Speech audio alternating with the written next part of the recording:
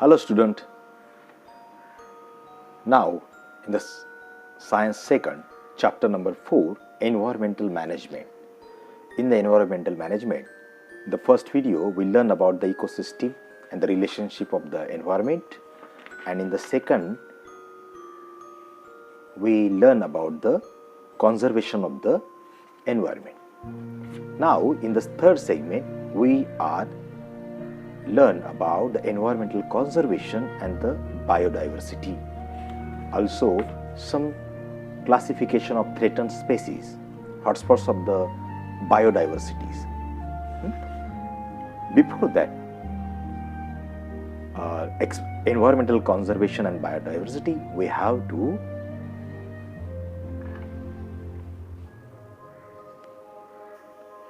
to need of the story of the Molai jungle. Many people come together to destroy the forest, but a single person, if determined, can establish a new forest. Jadhav Molai Payang. Jadhav Molai Payang, the person, Jadhav Molai Payang, in the Assam state, in Jorhat district, in the Jorhat district, the Kokil Kumbh. This is the village in the district of the Jorhat.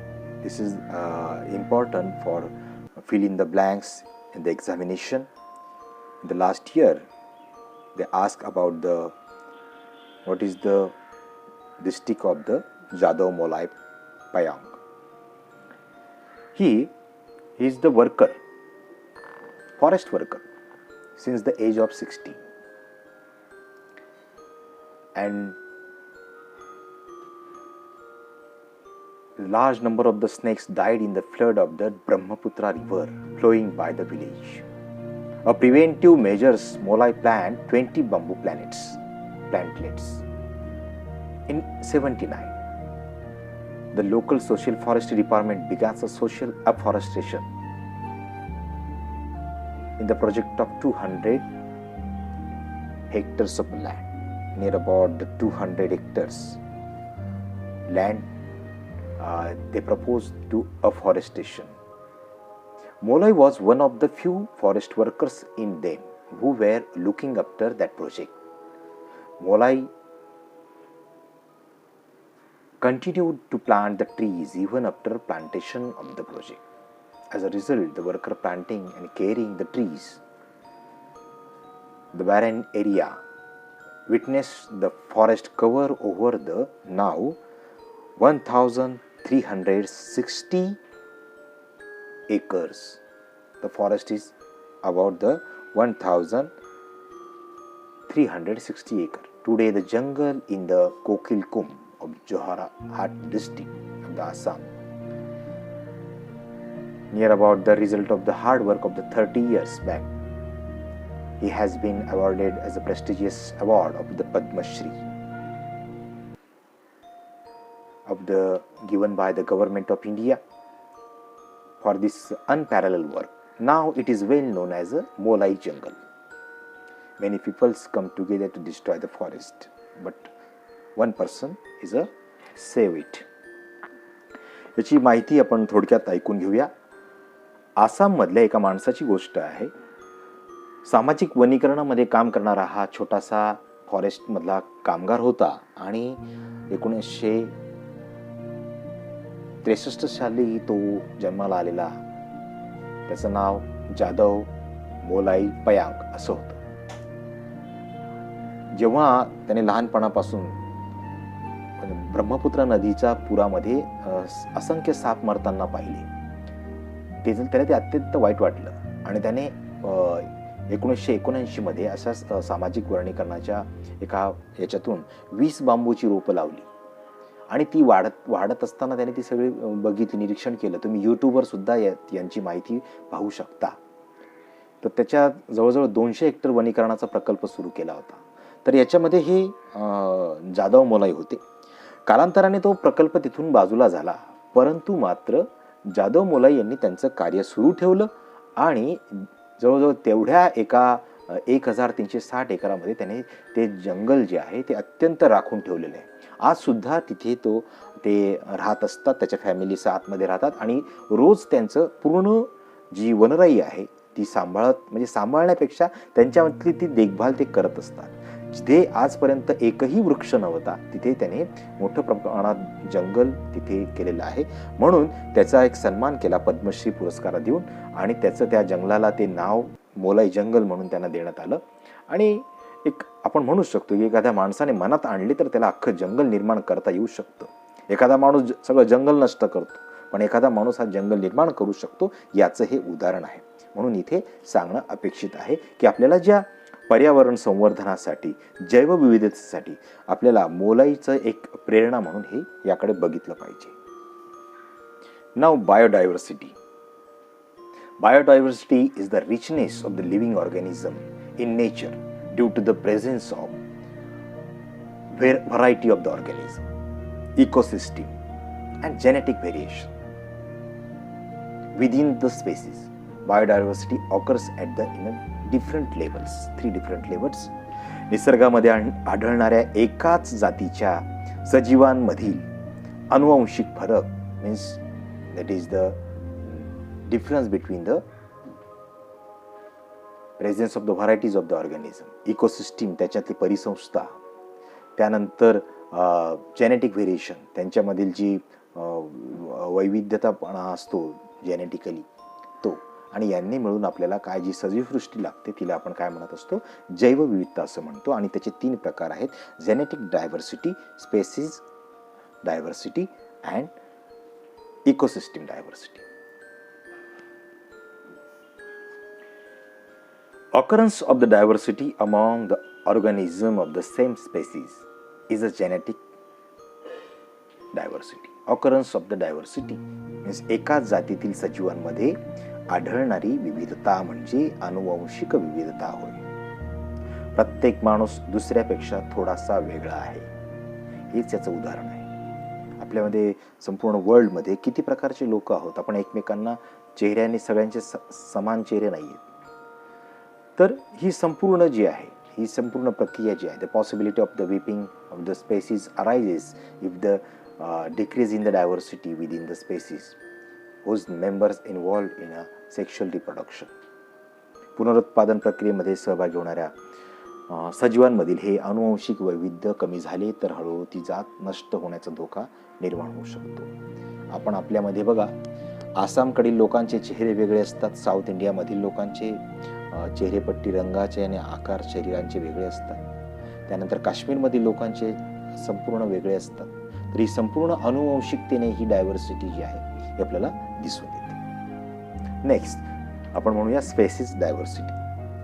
The innumerable species of the organisms occurs in nature. This is called the species diversity. Innumerable म्हणजे निसर्गामध्ये सजीवांच्या असंख्य प्रजाती आढळून येतात. यालाच आपण प्रजातींची विविधता असं म्हणू शकतो. 3.5 लाखापेक्षाही जास्त प्रजाती प्राण्यांमध्ये आणि 3.5 लाखापेक्षा जास्त वनस्पतींमध्ये तुम्हाला हे आढळून येतात. म्हणून असे विविधता जी आहे वनस्पती, प्राणी आणि सूक्ष्मजीव means the diversity in the plant, animal and the microbes includes the various types of the diversity. Now the third is the ecosystem diversity. परिसंस्थेची विविधता त्याला असं म्हणतो. That is, the many ecosystems are present in each region. Ecosystem is formed through interaction between the plants. एकमेकांमध्ये plants, animals and their habitats change in the environment. Each ecosystem has its own characteristics. Animal, plant, microbes and abiotic factors. Biotic factors. Ecosystem are also 2 types, that is a natural and artificial. We learn about in the previous topic, that is how ecosystems are the diversify. प्रत्येक देशामध्ये अनेक परिसंस्था असतात, त्यांच्यामध्ये प्राणी, वनस्पती, त्यांचा अधिवास, पर्यावरणातील फरक यांच्या संबंधातून परिसंस्थेची निर्मिती होत असते. प्रत्येक परिसंस्थेमध्ये प्राणी, वनस्पती, सूक्ष्मजीव आणि अजैविक घटक, अबायोटिक मीन्स अजैविक घटक वेगवेगळे असतात. तर अशा पद्धतीने नैसर्गिक आणि मानवनिर्मित अशा 2 स्वतंत्र परिसंस्था आपण मागच्या तासामध्ये अभ्यासलेल्या आहेत. तर ह्या 3 टॉपिक्सवर तुम्हाला प्रश्नही विचारला जाऊ शकतो. व्हॉट इज द बायोडायव्हर्सिटी आणि व्हॉट इज द टाईप्स. म्हणजे नाव जरी लिहिले तरी तुम्हाला त्याचे प्रश्न तसा विचारला असेल तुम्ही लिहू शकता. म्हणून त्या दृष्टीने आपण याच्यावरच्या 1 लाईन्समध्ये त्यांचा अर्थ आपण सांगितला पाहिजे. त्यांची काही डेफिनेशन पण you have to explain it in your own words. तर या संपूर्ण गोष्टीमध्ये संपूर्ण मानवाची पर्यावरणाप्रती सकारात्मक भूमिका असणे गरजेचं आहे. त्यामध्ये आपल्याला त्यांची भूमिका महत्त्वाची आहे. मग समजा की तो व्यक्ती संरक्षक असू दे, संघटक असू दे, मार्गदर्शक असू दे, वृक्षमित्र असू दे. आपण ऐकलं असेल हे शब्द वृक्षमित्र. तर हे आपल्याला गरजेचं आहे. You can be conservator, organiser, guide, plant friend. वृक्षमित्र म्हणजे प्लॅन्ट फ्रेंड एक्सेट्रा. आणि त्याच्यात तुम्ही काय भूमिका करतात विद्यार्थी मित्रांनो हे तुम्हाला माहीत असलं पाहिजे. नाव सेक्रेड ग्रोव्ज म्हणजे आपण ज्याला देवराई असं म्हणतो. हे राखून ठेवलेलं जंगलाच्या विषयी आपण म्हणत असतो. देवाच्या नावाने राखलेलं पवित्र समजलं जाणारं वन म्हणजे देवराई. आपल्याला बऱ्याचदा माहिती असेल की काही याच्यावर सिनेमे सुद्धा बनलेले आहेत. तर असे अनेक अभयारण्य आपण ज्याला म्हणतो ते देवाच्या नावाने राखून ठेवलेले असतात. तर हे एक निमित्त असतं देवाचं, पण मात्र तिथली जी विविधता आहे ती टिकवण्यासाठी ह्या केलेला प्रयत्न आहे. तर भारताच्या पश्चिम घाटामध्ये आणि संपूर्ण दाट जंगलामध्ये अनेक असे छोटे छोटे देवराई तुम्हाला आढळतात. जवळजवळ near about the 13,000 in India. The all sacred groves are present. The forest conserved in the name of the God. बघा, the forest conserved in the name of the God and considered to be sacred is called as a sacred groves. That is sanctuaries म्हणजे अभयारण्य. There are in fact the sanctuaries conserved by the society and not by the government. याच्यात एक महत्त्वाचा मुद्दा आहे की समाजाने ते राखून ठेवलेले असतात, गव्हर्नमेंटने नाही. त्यामुळे तिथे समाजच ठरवतो लोकांनी जायचं का नाही, तिथले वृक्ष तोडायची का नाही, तिथले फळं तोडायची का नाही. असे अनेक देवराया जे आहेत तुम्ही जर भेट द्याल तर तिथे तुम्हाला कोणत्याही वस्तूंना हात लावायला प्रचंड म्हणजे एक देवाचा तिथे वास आहे या पद्धतीने तिथे सांगितलं जातं आणि तुम्हाला त्यापासून परावृत्त केलं जातं. याच्याने काय होतं की त्या जाती ज्या विविध जातीचे पानं वनस्पती जाती असतील त्या तिथं प्राणी पण राहतात त्यातमध्ये आणि ते जगतात. ते अभयारण्यासारख्या सँच्युरीज सारखे ते मोकळ्या पद्धतीने ते जगू लागतात आणि त्यांना अभय मिळत असतं. म्हणून ते महत्त्वाचं आहे. Some points are discuss here. That is how can biodiversity can be conserved. Now, the next topic. These are the symbols in the book. You have to identify. That is what is it? What is the green energy, cycling, save energy, save water. These are the symbols showing that. Cleanness, protecting the role of the species of the organism. We have to can be biodiversity can be conserved. Protecting the rare species, establishing the national parks and the sanctuaries, declaring some region as a bioreserves. Bioreserves means like a groves. And the project for the conservation of the species, conserving the all plants and the animals, observing the rules and maintaining the records of the traditional knowledge. दुर्मिळ जातींचं संरक्षण, राष्ट्रीय उद्यान अभयारण्य यांची निर्मिती, काही राखीव जैवविभाग ठेवणे, संवर्धनासाठी खास प्रकल्प सुरू करणे, प्राणी वनस्पतींचं संवर्धन करणे, कायद्यांचं पालन करणे, पारंपरिक ज्ञानाची नोंद करून ठेवणे. या गोष्टी आपल्याला अत्यंत महत्त्वाच्या आहेत. तुम्हाला पुस्तकामध्ये सुद्धा काही स्वयंसेवी संस्था दिलेल्या आहेत, काही आंतरराष्ट्रीय स्तरावरच्या ह्या पर्यावरण संस्था आहेत. बघा तुम्ही याच्यामध्ये खास करून बॉम्बे नॅचरल हिस्ट्री सोसायटी तुम्ही मुंबईमध्ये हे पाहू शकता.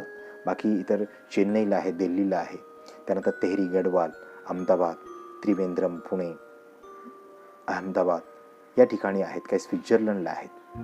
जिनिवामध्ये सुद्धा एक international panel of the climate change ते आहे. संयुक्त राष्ट्रसंघाचं कार्यक्रम आहे युनिसेफचं, नैरोबीला Kenya, in Kenya. Wild life fund न्यूयॉर्कमध्ये आहे.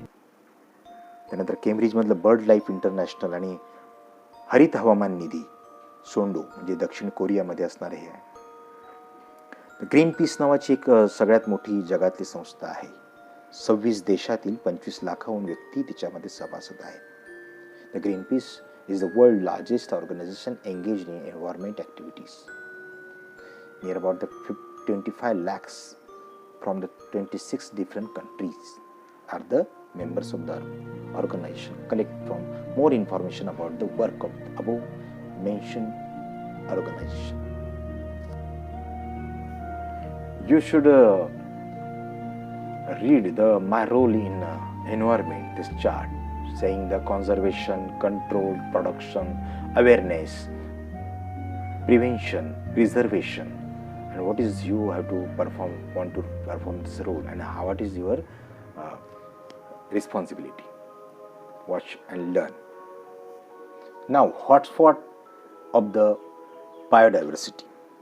जैवविविधतेची संवेदनाक्षम क्षेत्रे means in all over the world 34 highly sensitive biodiversity spots. Here about 34 biodiversities are spot. In India there is a 135 biodiversities are in the hotspots biodiversity. About it in which the eastern region there is a 85 and the western Ghat there is a 1500. Near about species there is in the entire world 50,000 are the endemic. You have to collect the all information in the three endangered biodiversity, that is Western Ghat spread over the state of the Gujarat, Maharashtra, Goa, Tamil Nadu and Kerala has been endangered due to the mining industry and the search for the natural gases. Habitats and the Asiatic lion and the wild bison of this region have been under threat. The Manas sanctuary and the Sundarban sanctuary, both are the. In Assam there is a Manas sanctuary and in West Bengal Sundarban sanctuary, both are. आपण देशामध्ये जवळजवळ संपूर्ण देशामध्ये 34 अशा biodiversity आहेत ज्यांच्या स्थळांची नोंद केली गेली आहे. जवळजवळ पृथ्वीवरील ह्या संवेदनक्षम भागामध्ये संपूर्ण नष्ट झालेले हे आढळून येतात. काही त्यांच्या जाती नष्ट झालेल्या आहेत. सध्या फक्त 2.3 पृथ्वीच्या पृष्ठभागावर ही क्षेत्र त्यांचे अवशेष शिल्लक आहेत. नियर अबाउट 1,50,000 म्हणजे 1.5 लाखापेक्षा वनस्पतीच्या प्रजाती ज्या समाविष्ट आहेत त्या जवळजवळ आता त्यांचे अवशेष शिल्लक आहेत, त्या नष्ट होत गेलेल्या आहेत. त्यांची म्हणजे जागतिक स्तरावरचं जर पाहिलं तर ते 50% आहे. 135 प्रजातींपैकी 85 ईशान्य देशातील आहेत आणि 1500 ज्या आहेत त्या पश्चिम घाटामध्ये प्रदेशनिष्ठ वनस्पतींच्या प्रजाती आढळून येतात. आणि जवळजवळ 50,000 प्रजाती ज्या आहेत ह्या इतर प्रजातींपैकी ह्या नष्ट होण्याच्या मार्गावर. जगातील अशा विविधतेची संवेदन क्षेत्र कोठे आहेत याची माहिती तुम्ही सगळेजण मिळवू शकता. तर भारतामध्ये गुजरात, महाराष्ट्र, गोवा, कर्नाटक, तामिळनाडू आणि केरला या 5 राज्यामध्ये ज्याला आपण पश्चिम घाट असं म्हणत असतो, खाण उद्योग आणि नैसर्गिक वायूच्या शोधासाठी सुरू असलेल्या कामामुळे हा धोक्यात आलेला आहे. तर आसाममध्ये मानस अभयारण्य, तर तिथे पाण्याचा होत असलेला बेसुमार वापर याचा फटका तेथील वाघ आणि एकशिंगी गेंडा यांना सुद्धा बसलेला आहे. त्याला रायनोसोर्स असं म्हणतात. आणि टायगर. पश्चिम बंगालमध्ये आपल्याला सुंदरबन हे वाघासाठी राखीव केलेलं जंगल आहे. त्याच्यामध्ये धरणे, वृक्षतोड, अतिरिक्त मासेमारी आणि त्याच्यात खोदलेले चर यामुळे तेथील वाघ आणि पर्यावरणासमोर मोठं आव्हान आता उभं राहिलेलं आढळून येतं. तर हे जनरली आहे. Classification of the threaten species, endangered species. Either the number of these organisms is decline or their habitat is a shrunk, such as the extent that they can extinct in near future. And conservative measures are not implemented. एक छोटा आपण बघतो lion tailed वानर आहे. हा वानर याच्यामध्ये याची प्रजाती अत्यंत म्हणजे कमी उरलेली आहे. त्याचा आदिवास इतका संकुचित झालेला आहे. तर अशा संकटग्रस्त, एंडेंजर्ड म्हणजे काय, संकटग्रस्त जाती ज्या आहेत या नष्ट होऊ शकतात. तर तसा तो तणमोर नावाचा आणि लायन टेल वॉर्नर यांचं आपल्याला नष्ट होत झालेले आहे, आता दुर्मिळ झालेले आहेत. त्यानंतर दुर्मिळ प्रजाती म्हणजे rare. Number of these organisms is considerable decline organism of these species. तर ह्याच्यासुद्धा आपल्याला माहिती असावी. रेड पांडा आणि मस्क डिअर हे सुद्धा आपल्याला नष्ट झाले, कस्तुरी मृग त्याला म्हणतात. तर यांची प्रजाती कमी झालेली आपल्याला दिसून येते. व्हल्नरेबल स्पेसीज म्हणजे संवेदनशील प्रजाती, तर यांच्यात संख्या कमी झालेली असते, सातत्याने घटतच राहत असते. सातत्याने घटणारी जीवसंख्या हेच याचं चिंतेचं कारण असतं. पट्टेरी वाघ आणि गिरचे सिंह, पण आता ही संख्या आता हळूहळू कमी झालेली आपल्याला वाढलेली दिसून येत आहे की देशामध्ये सुद्धा यांच्यात. पण पट्टेरी वाघाचा हा प्रमाण हा जवळजवळ नष्ट होण्याच्या मार्गावर आलेलं होतं, पण आपण प्रोजेक्ट टायगर नावाचा त्याला कंटिन्यू केलं. And this organism extreme less. नाव you have to cover it. Indeterminate species last. Indeterminate म्हणजे आपण या काही अशा स्पेसीज असतात तर त्यांच्या धोक्यात असल्यासारखं असतं, म्हणजे त्यांचं वर्तन हे खूप लाजाळू असतं, त्यामुळे ते ह्या दिसत नाही, त्यांची ठोस माहिती उपलब्ध नसते. तसाच तो जायंट स्क्विरल आपण म्हणतो, त्याला शेकरू असं म्हणतात. हा राज्याचा आपल्याला एक प्राणी आहे. वर्ल्ड बायोडायव्हर्सिटी डे आपण साजरा करत असतो 22 मे जागतिक जैवविविधता दिन आपण आजूबाजू साजरा करत असतो. तर तसंच काही वन्यजीव यांची यादीसुद्धा आपण तयार करू शकतात, अभ्यास करू शकतात. अशा पद्धतीने आपण या प्रकरणाचा अभ्यास आपण केलेला आहे. त्याची प्रश्नांची उत्तरं तुम्ही लिहू शकता. धन्यवाद.